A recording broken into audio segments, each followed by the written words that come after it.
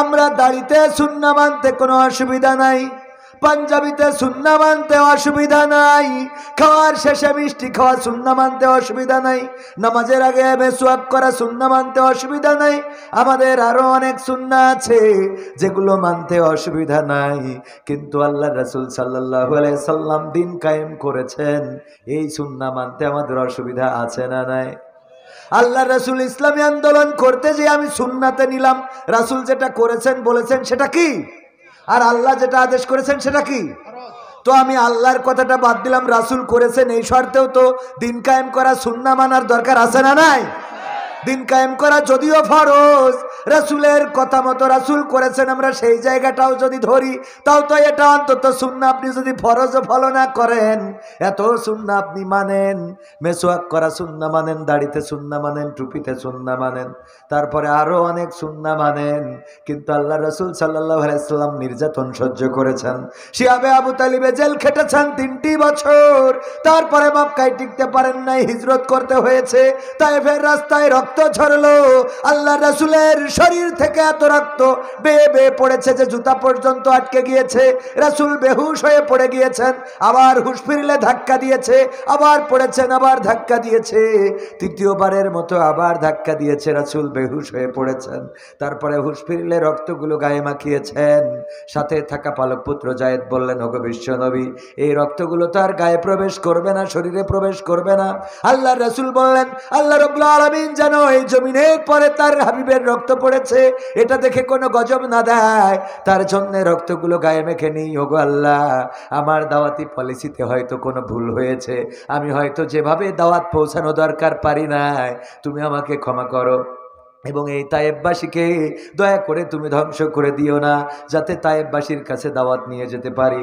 রাসূল নির্যাতন সহ্য করে দাওয়াত পৌঁছে দিয়েছেন, মক্কায় জায়গা হয় নাই, মদিনায় গিয়েছেন, এই হাতে আল্লাহর রাসূলের হাতে 27টি যুদ্ধ তরবারি ধরে করেছেন, 27টি যুদ্ধ নিজ হাতে তরবারি ধরে যুদ্ধের নেতৃত্ব দিয়েছেন, যুদ্ধ করেছেন, নিজের দান্দান মোবারক শহীদ হয়েছে, মাথার হেলমেট ভেঙে মাথায় ঢুকে গিয়েছে, চারিদিকে খবর ছড়িয়ে গিয়েছে বিশ্বনবী শহীদ হয়ে গিয়েছেন।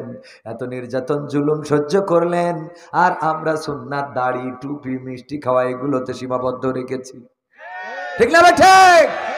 রাসূল যদি খাওয়ার শেষে শুধু মিষ্টি খাইতেন, রাসূল যদি শুধু দাঁড়িয়ে রাখতেন, সেই সময় মক্কা মদিনায় আবু জাহেল, আবু লাহাব, আব্দুল্লাহ বিন উবাই, আবু সুফিয়ান, উতবা, শাইবা, মুগিরা যারা ছিল সব জুব্বা পরাব, সব পাগড়ি পরাব, সব আল্লাহর ওলি, সব দাড়িওয়ালা, বলেন ঠিক না বেটে? সব জুব্বা, ওই সময় পোশাকটাই ছিল এটা। ওদের সুন্নাহ কোনো অংশে আমাদের থেকে কম ছিল না। এখনো আরবে গেলে যাই করুক তাই করুক, মাথায় পাগড়ি আছে না নাই? দেখে তো মনে হয় মতিউর রহমান মাদানি সব, ঠিক না? কিন্তু এক একটা তো এক এক কায়দায় আছে, এক এক ভাবে আছে, মানে নিচেই যা হয় হোক, উপর যেন আগলা না হয়, এই অবস্থা আছে না নাই? হ্যাঁ, তো সেই পোশাক আমাদের সুন্নাহ, শুধুমাত্র আমরা দাড়ি, হ্যাঁ, তবে আবার এগুলোকে অ্যাভয়েড করার কোনো সুযোগ, দাড়ির গুরুত্ব আছে না নাই? বিশ্বনবী সাল্লাল্লাহু আলাইহি সাল্লাম বলেছেন, কেউ যদি ইচ্ছাকৃত দাড়িতে খুর দেয়, সে যেন আমার কলিজায় খুর দিল, বলেন আল্লাহু আকবার। কলিজায় খুর দেওয়া যাবে? রাসূলের কলিজায়? আল্লাহু আকবার, এটা করা যাবে না। আমরা নাউজুবিল্লাহ বলতে পারি, বল নাউজুবিল্লাহ। আমরা রাসূলের কলিজায় খুর দেওয়ার মতো সাহস করবো আমরা?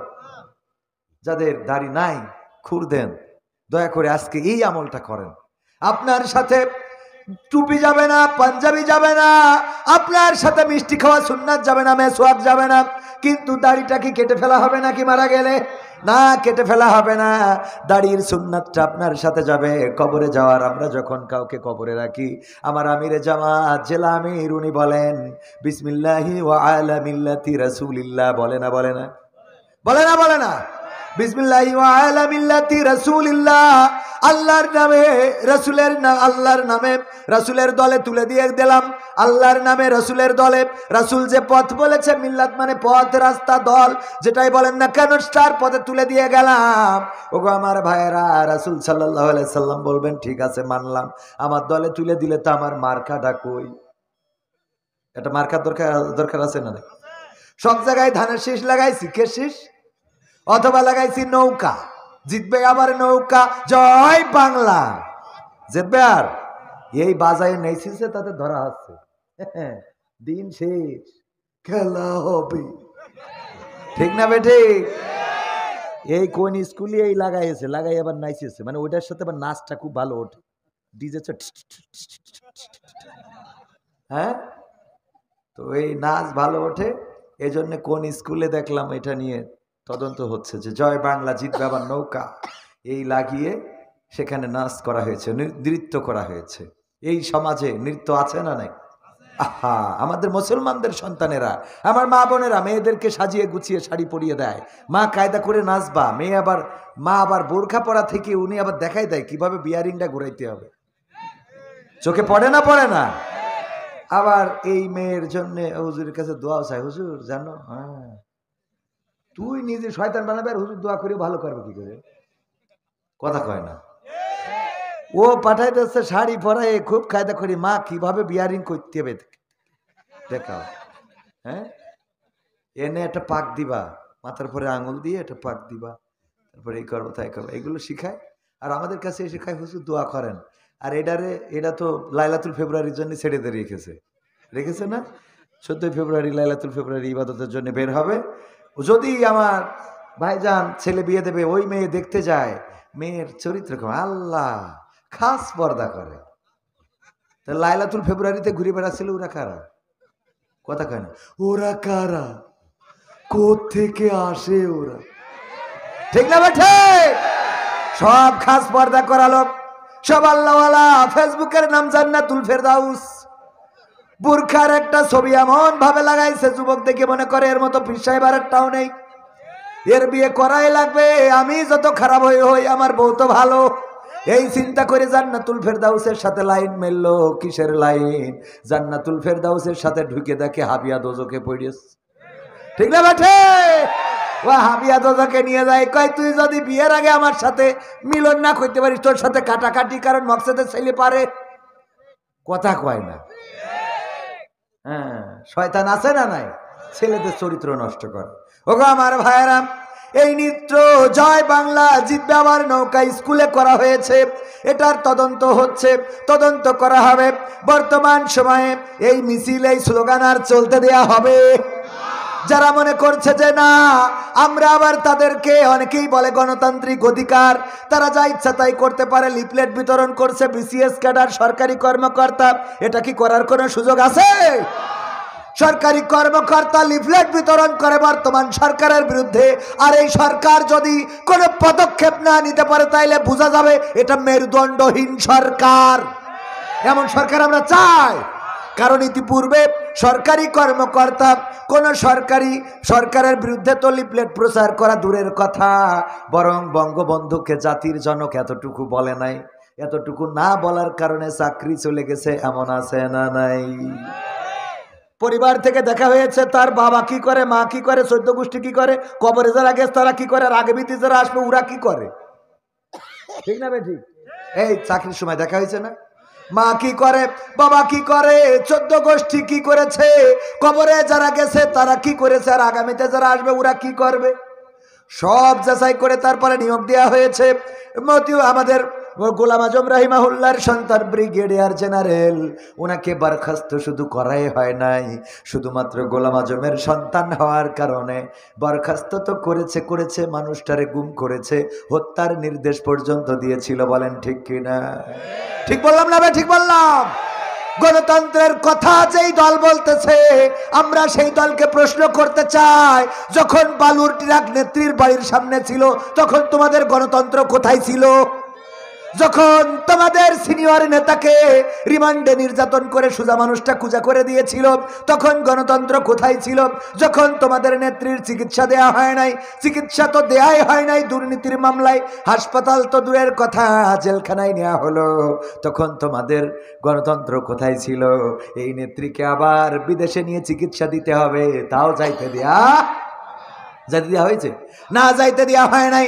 এখন আবার ছাত্র আন্দোলনের বিরুদ্ধে কথা বলে, ছাত্রদের বিরুদ্ধে কথা বলে, অথচ ছাত্র তো হলো তারা যারা আজকে বাংলাদেশ জামাত ইসলাম বিএনপির হাজার হাজার নেতা কর্মীকে বাংলাদেশে ওপেন ঘুরে বেড়ার সুযোগ করে দিয়েছে, ঠিক না ঠিক? শুধু তাই নয়, খালেদা জিয়ার মতো নেত্রীকে এই যে গৃহবন্দী করে রাখা হয়েছিল, মানবিক নির্বাহী আদেশে মানবিক বিবেচনায় তাকে মুক্তি দিলেও জেলখানা থেকে বাড়িতে পাঠিয়েছে, কিন্তু ঠিকমতো চিকিৎসাও করাতে দেয় নাই।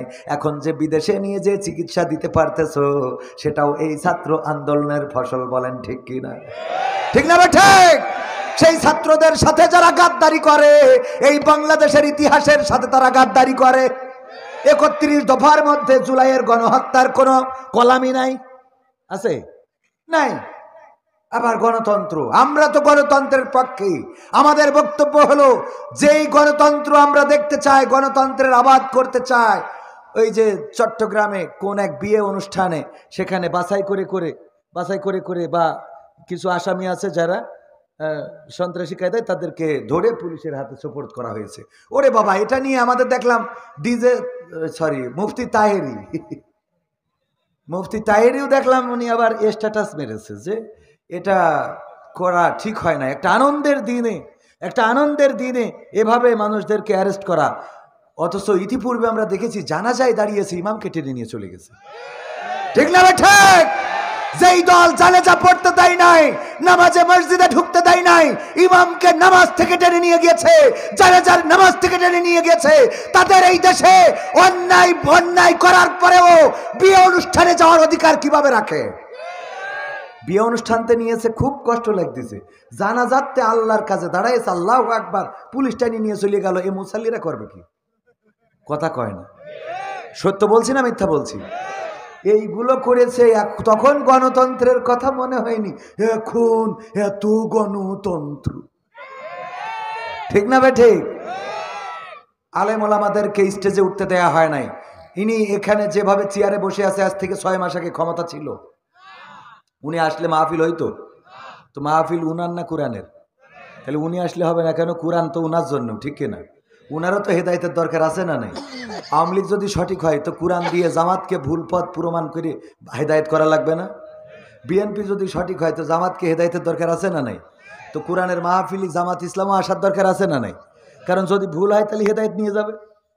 সুতরাং ইতিপূর্বে এই জাতীয় নেতা এখনো হচ্ছে, এখনো এই জাতীয় নেতাদেরকে একটু পোস্টারে নাম দিলে আর এক গ্রুপ খেপে যাচ্ছে।